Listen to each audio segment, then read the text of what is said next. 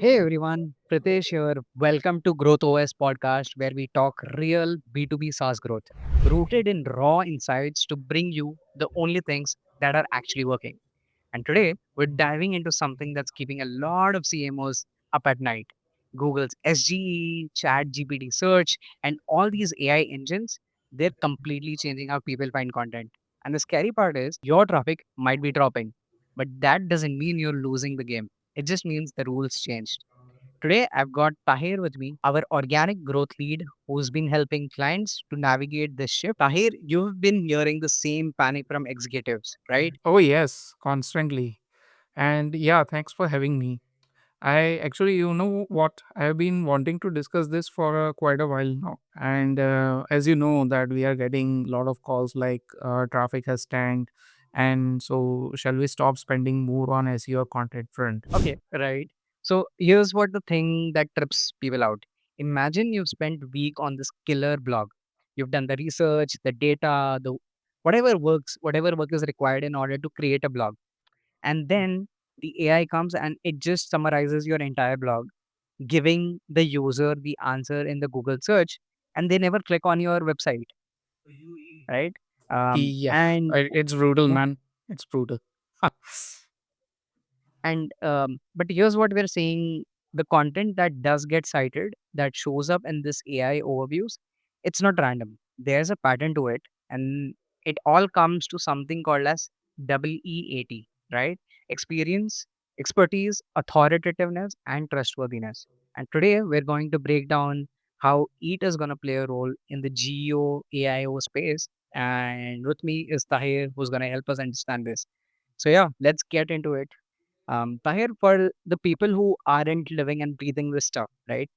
Tell them what exactly EEAT is and why does it really matter in the AI search? Yeah, so eat, EEAT, and we pronounce it as eat, is basically Google's way of saying that is this your content actually valuable or is it just plain garbage? Oh, and as you have correctly expanded its full form, it stands for experience, expertise, authoritativeness, and trustworthiness. And see, look, this isn't new. No, Google has been pushing this for years, but now with the GEO playing out, it has become even more critical because you are not just trying to rank on the page one, you are trying to get your content reference in the Google AI overviews and other LLMs, which are citing and summarizing dozens of sources in real time. Right. So let's break down each of these pieces. Tell us what does experience actually mean in B2B SaaS? Yeah. So, experience, as we commonly know, it is like it proves that you have actually done the things, right? And you know what you are talking about. So let's say if I'm writing any topic or any social media post about SaaS SEO audits, so that should stem from what I have actually done in my past, projects or something like that. And we are pulling that insights, that experience from our actual client engagements. It is 100% real data and the real results that we have got. So everything is authentic and we are not just putting some imaginary numbers there. Sure. And what's expertise then? So expertise is what you build over time. Let's so experience is one thing that you have done one project and you have certain amount of experience. Expertise is when you do the same thing over and over with more improvisation, and that you build over time, and that's your depth. So it is the differentiator between whether you are a practitioner or whether you are just stating out what everybody else is saying in the space, right? And in case of B2B here, it means that you have actual experts writing the stuff, writing your content. So if let's say we are talking about a cybersecurity company, uh, a content writer who has never written on any cybersecurity or never has done any course on cybersecurity, they are not they don't possess that expertise, right? So that is the difference.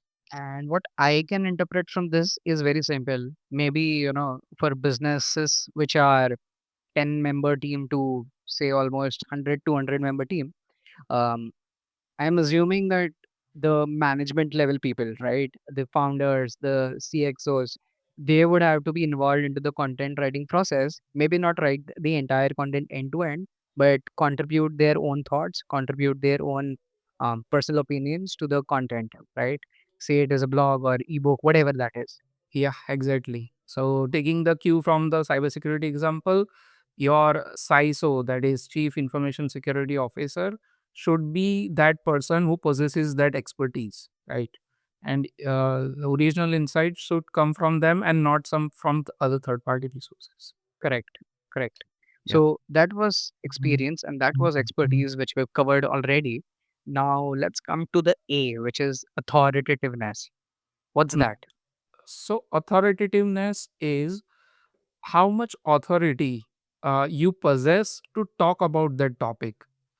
Uh, so let's say there is a newcomer and there is already a person, or I'll give you an example from the pop culture, right?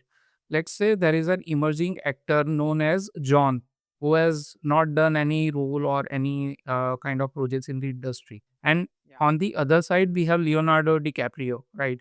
So when Leonardo talks about filmmaking or acting, you would consider him as the authority, but not John. So that's the difference between that.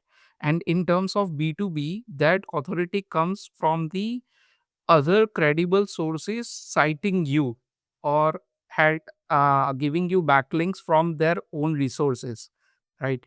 This is what authoritativeness is. It's social proof at scale. Oh, interesting. I think we should have this merchandise. Social proof at scale. Yes, yes. Amazing. And the last part of it, I guess, Mm. trustworthiness. What does it really mean? So trustworthiness is you are giving out the information which is factually correct. And this has become more of a concern because AI models are known to hallucinate and make stuff up, right? So if you are publishing content without verifying that information, whether without doing any fact checking, then your trustworthiness is at risk. So authoritativeness and trustworthiness are closely linked. So, for example, if HubSpot comes with a report or has any kind of data in their article, we know that they are the trustworthy source to trust this data because they have already conducted some kind of research, right? So, this is how Sure. trustworthiness is built. Interesting. Yes. Interesting. Hmm. Got it. This has been my personal observation from a business perspective. I've seen this drive real revenue. We've had one client where we optimized their existing content for EAT, right? We added author bios, added latest stats to back the claim in the content, and restructured the entire content around customers' pain point. The traffic really dropped. I mean, it dropped around 10 to 12%, but their conversions grew. And that was an interesting insight. Sometimes, all that we focus on is superficial metrics like traffic or impressions or something like that. And that's what even the management of our clients maybe sometimes focuses on. But yeah, taking bold moves, maybe, playing around or experimenting with the top line, but which improves the conversions at the end of the day. I think that's really interesting. There should be more experimentations done in that way with a very bold mindset. I think that's how we would be able to scale our SEO, GEO impact into the world. And No no. conventional techniques would really work, is what I feel. Yeah, absolutely. So, see, we as an agency, and yeah, this is from our individual beliefs also. We believe that SEO or GEO are just the channels. And if you just see the traffic numbers in isolation, that you say, from one of the clients faced a drop in the traffic. If an SEO would view in isolation, then they would be, take it in the negative sense just because the traffic is dropping. But Correct. if combined with the other outcome, that is getting more leads or getting more conversions, that means the traffic which was not relevant to them has dropped, and they are now getting qualified traffic which is driving them business. And this is what our objective is for with every SEO campaign. Hmm. Fair, which makes sense. So, Tahir, let's come on to GEO, right? How do you really optimize for your website to show up in GEO results? Yeah, so this reminds me of the recent session that John Miller did. What he told is GEO is basically good SEO, right? There is no kind of an entire different concept. It is just basically an advanced SEO technique built upon the foundational SEO aspects, and that is achieved by implementing the schema markup. So that is the first aspect, and schema markup basically tells AI that what uh, that tells the model what kind of information is present on a particular website or a particular article, right? So it makes the content more machine readable. So this is the first aspect in GEO. Second is to build topical clusters. So let's say one day you're writing blog post on X topic, and another day you're writing on Y topic. So there is no relation between that. What we need to do is to build content hubs around specific pain points that buyer have, and these pain point makes for the search queries and enables your content to be parsed in those AI responses. What you can do, so for example, if you are a CRM, you can have a whole cluster about integration challenges, like what kind of blockages are there, how to fix that, certain case studies, even technical guides you can put. So you see how everything is interconnected. So that was the second aspect. Third is to add images or infographics in your content, because if you have seen in Google AI overviews, images are also being displayed. So that is how your content and your other visuals should be working together. And Interesting. just because if you're any kind of infographic which these model things is really interesting or valuable, you have already win whether the user is clicking on that link or not, because you have gained the AI visibility. Now they know about the brand, so you have nailed the discovery aspect here. Understood. I'm really curious about one thing right now. You mentioned different forms of content. You mentioned, interconnected topics, etc. But does video also play an important role in the entire SEO efforts?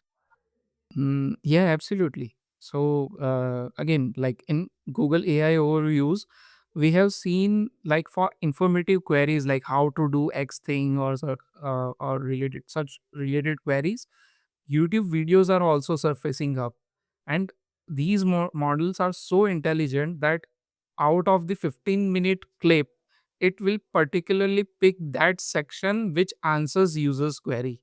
So if I'm searching about how to use VLOOKUP function in Excel to achieve something, and the video is about an explanation about using the VLOOKUP function, it will give me that specific duration from the video. So this is how advanced models are. So it has been existent since a long time, but another E added to the entire equation. And how that's the experience. How do you demonstrate real experience without, giving away real client secrets or proprietary stuff? Yeah. So like if confidentiality is your key criteria, then you can anonymize it smartly. Like you can say that we helped the Series B fintech reduce churn from X% to Y% by rebuilding that onboarding flow or whatever the problem that you have solved from them. And I think that's specific enough to be credible, uh, but not vague to just protect your client. And another approach is to take that you can share aggregate benchmarks. So like yeah, across 50 clients we have seen X pattern that works, and what it does is proves that you have been working on it, you have done it without the risk of exposing anyone. So here what we aim here is not to expose somebody but to maintain specificity. Which are the brands who are actually crushing on it? And what can we SEOs learn from it and implement for our clients? Hmm. So the brand that comes first to my mind is HubSpot. And yeah, they are the OG of content marketing. And what they have done is implemented a really smart approach by creating content hubs. So, they have built this massive topic clusters where they talk about everything about marketing, automation, sales, enablement, or whatever that comes to your mind, you will find their content on the website, right?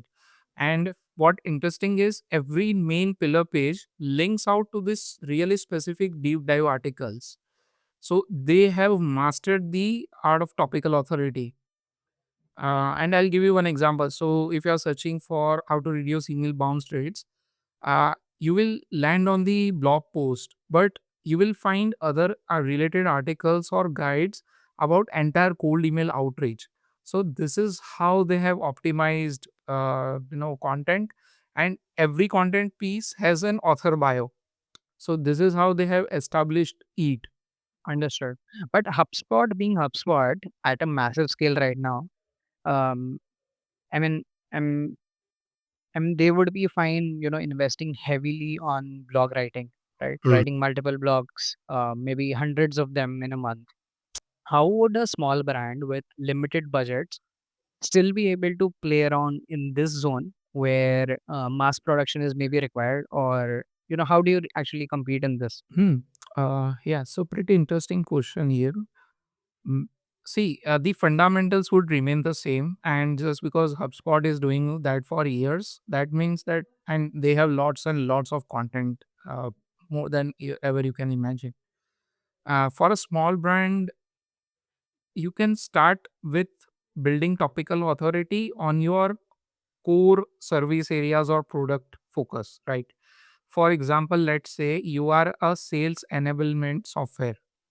So you just need to produce content around sales enablement, right? You don't need to cover other aspects, that is how what is graphic design or other aspects of marketing, branding.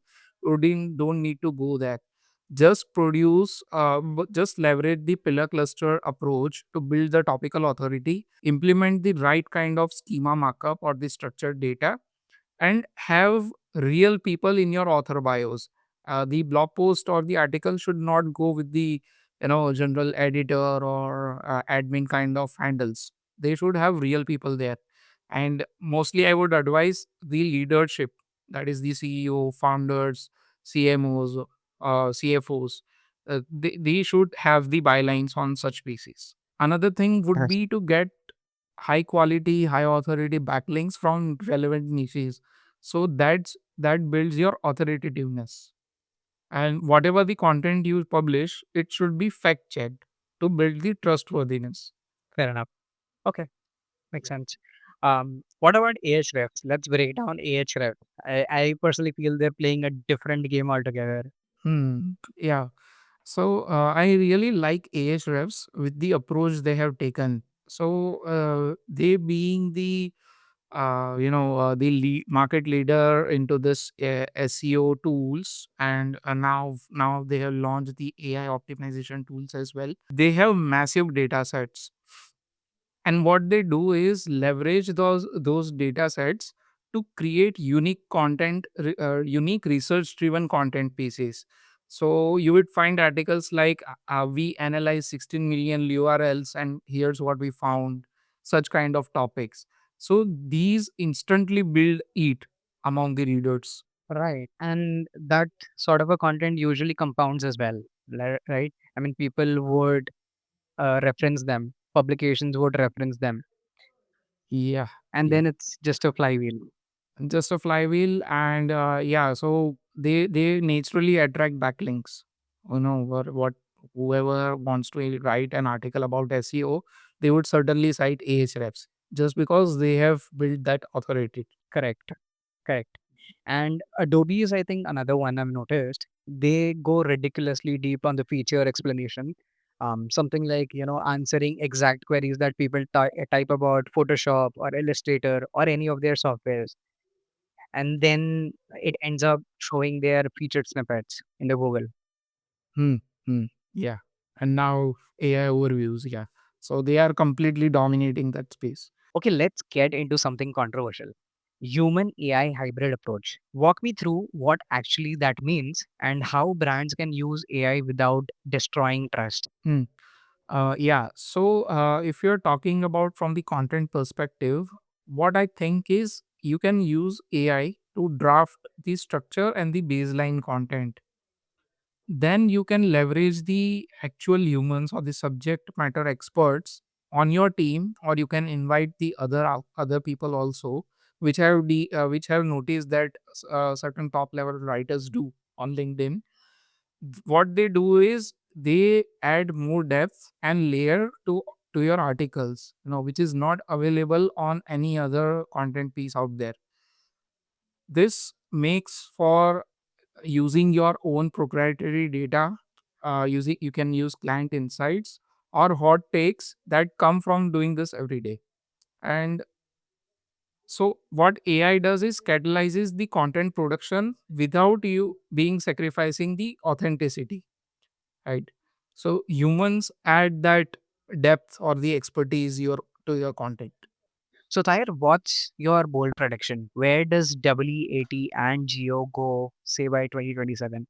So now I think that it has become table stakes. So like if you don't have, you are practically invisible. And SEO is being now slowly replaced by GEO, which evolves beyond the text. Now, people are using voice search, yet they are getting multimodal answers with videos, images, and even businesses are deploying AI agents that can remember context across different sessions. So, for example, if you have started a chat session with ChatGPT or other LLM, it remembers exactly what kind of information you have provided, right? And it builds upon that. So the only way to crack it and to dominate is to build authority, and you have to do it now, because once AI decides that you are not credible, it's really hard to change that. Got it. And if there's one quick win that CMOs can implement today, what would that be? I would say add schema markup to your best content, your top content pieces, because it's practically free. It does not take up much time, and it gives you immediate results by adding up your AI visibility. Got it. And any final thoughts for people listening this podcast? Traffic as a metric has become obsolete now.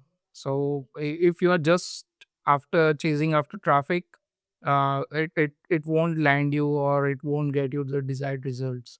You have to build your authority in the space, because GEO is now the new normal and it is only getting uh, much more improvised. So either you adapt and become the source that AI cites, or you can get practically invisible. Your call. Yeah. I think if Rancho were an SEO person, he would say, traffic के पीछे मत भागो. Yeah, Experience, authority authoritativeness के के पीछे. पीछे भाग जाओ. Yeah. So Yeah, man. exactly, we need to build authority, Cool. and the only way to do that is to produce top notch content and do it Yeah. consistently. There is no And hack to maybe it. higher growth OS. I think that should work. Sorry. Right. And maybe higher growth OS for doing that. Yeah, exactly. So if you think that you need professional help here, we at GrowthOS will help you do that. Yes. Pretty shameless at the end, by the end. Cool. And that brings us to the end. Cool. Thank you. Thank you so much, Tahir, for giving out valuable insights and having fun around the SEO discussion. Thanks for joining. Yeah, it was pleasure talking with you as well. Thank you so much.